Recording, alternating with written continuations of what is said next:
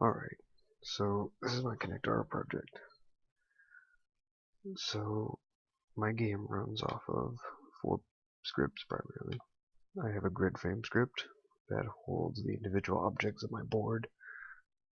It holds an enumeration state so I can see if it's empty, red, or blue, which are the 2 different colors I'm using.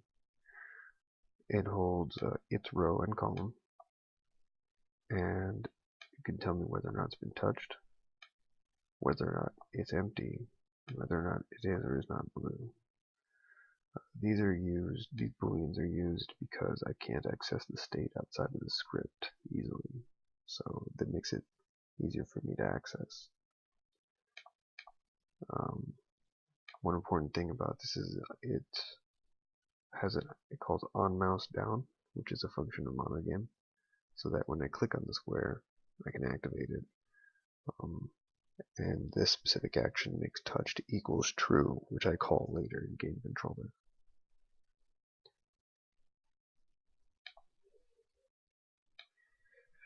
Game Controller's primary purpose is to host the entirety of the game.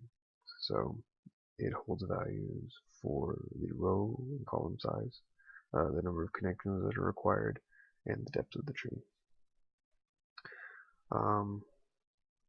It also creates the grid based on these. So in start, it will set the state, and it'll set the row, column, number, connection, and tree depth based on global variables I have set up over in a script called global vars.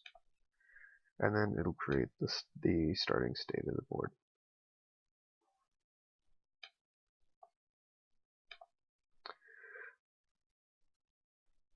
I use states in this script as well for player 1 and player 2. They both do essentially the same thing, just one for player and one for AI. And the scripts are switched, or the code is switched for each one. When it's the player's turn, I constantly call a method called choose_tile, which calls pick_tile, which calls detect_end_connection. And what these do are choose_tile detects whether or not a tile has been touched. Pick_tile tells whether or not that tile is valid touch to place a piece, and the detect_end_connection is used. If a tile is placed, detect_end_connection detects whether or not that tile has created a connection that would cause a victory state. That produces a bool for winning. I actually have a win bool in my script, and it uses that to stop the game and load a new level for player 1 victory or player 2 victory. My tree uses a min-max function.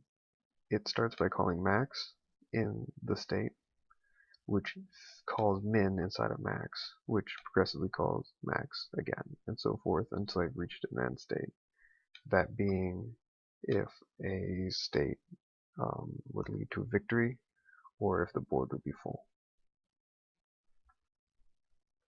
For min, that would be if the board is full, or if it would be a loss for the current player.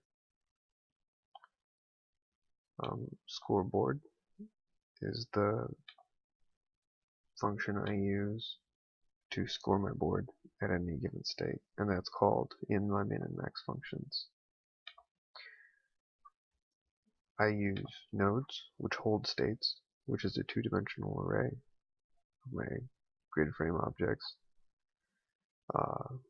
And then I create a node tree inside of min and max that will call down, and then when it reaches the very bottom, it'll go up to its parent and see if it can create any more states from there, and so forth, until it gets back to the top with the end values.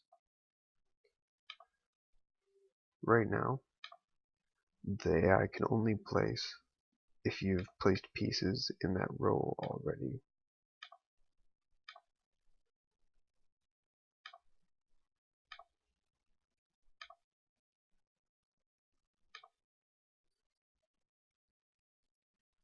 Which is kind of odd. And I haven't managed to fix that problem.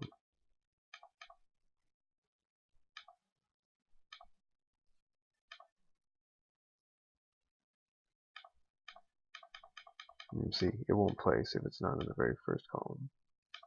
So that's my project.